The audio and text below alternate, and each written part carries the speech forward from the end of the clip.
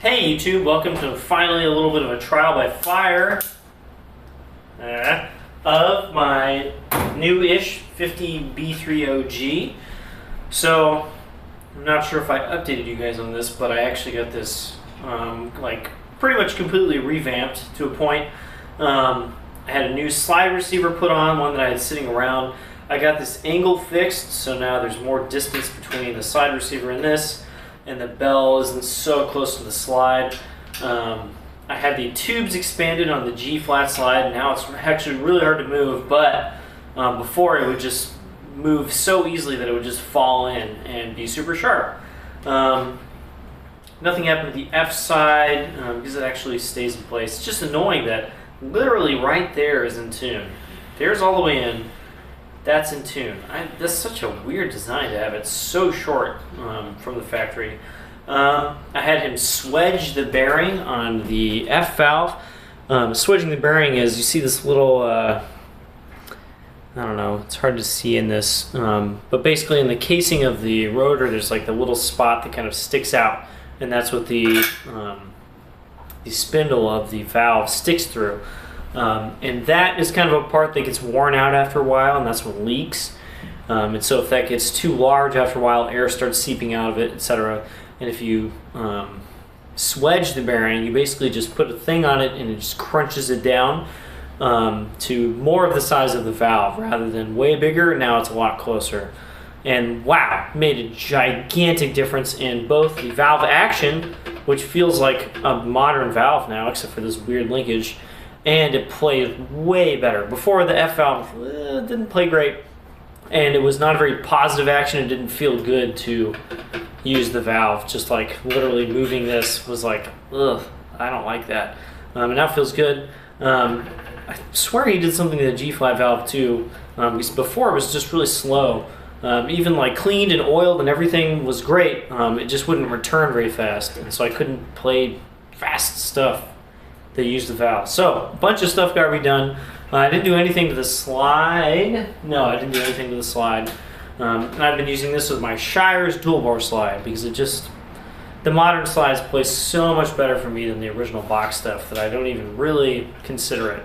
And I have played it with the original slide, and it's okay, but I don't feel comfortable really using it in any actual performance setting. So it got revamped. What do I think about it? Well, I finally got to use it at work the last couple days. I've been practicing it at home a bunch. There's some things I really like. This horn is easier to play at lower volumes than my other bass. And that's really just due to the fact that has more resistance. So playing low stuff, you're not trying to find this slot in this kind of larger area because you have less resistance. You have kind of a small zone where it's going to be easier to play, and that's something these valves do, is it lets you kind of find that zone really easily. I like how it sounds. The gold bell is a very interesting sound. It's totally different than my yellow stuff. It's still very Bach, but it's just like a new world of sound that I haven't really been in. I used to have a 50 BOG, so just a single valve with the gold bell, but that was a long time ago, and I don't really remember that much about that instrument. What else do I like about it? It's just kind of easy to play in general. Like playing these etudes, I'll swap between my basses, and this one kind of wins out on just like the playability front. I can just kind of sail through this etude. Nothing just feels like, oh man, this is some work. And that's kind of fun, especially in the more commercial style. That's not a bad thing at all. So today I finally got to play it with other people. What do I think about that?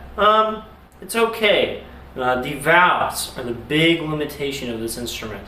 I said this horn sounds pretty good. It does. And I feel like it kind of just always makes that sound. It honestly really reminds me of the Holton TR-181. And I swear there's another instrument on that list that I was thinking of, but that's the main one where it makes this kind of convincing bass trombone sound. It's kind of large and kind of just kind of nice, and that's kind of the only sound it makes. You can't really branch off into how you want to sound. It just kind of does that all the time, and if you really lean on it, step on it, it just kind of stops making good sounds, or it gets really nasty, or etc. And that's how this horn is kind of responding. Like when I want to play loud, I want the sound to get larger. I kind of want some more fist in the middle of it. It does get a little more color. It gets a little bit brighter because I want people to think I'm playing louder, not just hear me playing louder. And this horn just is not responding in the way that I like. And some of that's probably the gold bell because I'm not used to that. But I think about 1,000% of it is these valves. I have not really played a rotor bass with original stock Bach rotors in a long time, not in my current state of playing for sure. And I think I finally understand why people moved away from these and why people did all sorts of things to try and make these play well. Because honestly, they do play well, but if I hit a certain dynamic cap or try to play different kinds of articulations, or if I want to sound brighter or darker, they just kind of go, no. This is the thing that we do, and that's it. You have to do this. And like my other horn, it's much more open. It's just a different feel, and it actually lets me sound a lot of different ways. Not really what you would expect. It's still a Bach. It's got kind of the heavy yellow bell because it's cut. I'm using with this orchestral setup, and I can play a lot of different styles on that instrument. I can play really loud and just different styles, and just it feels so good. I can play different articulations. It responds, and this isn't letting me do that. So for now, I'm actually not sure if I'm going to use this at work because it was just a little too much work to be comfortable on. The 112H actually, because the rotors are just a little bit better, is a little easier to do that. I can really just lean on it. It's not the sound that I particularly enjoy making, but it's not a bad sound, and I can do that more convincingly on that instrument, I think. This horn, I think, because I have a friend who has them sitting around, is going to get Shire's rotors on it. I'm going on a trip here in a couple weeks, and I think I'm going to give it to John Sandhagen with those Shire's rotors and just be like, all right, I'm going to be gone for however many days. It'd be super cool if I came back and it just had Shire's rotors and it was done.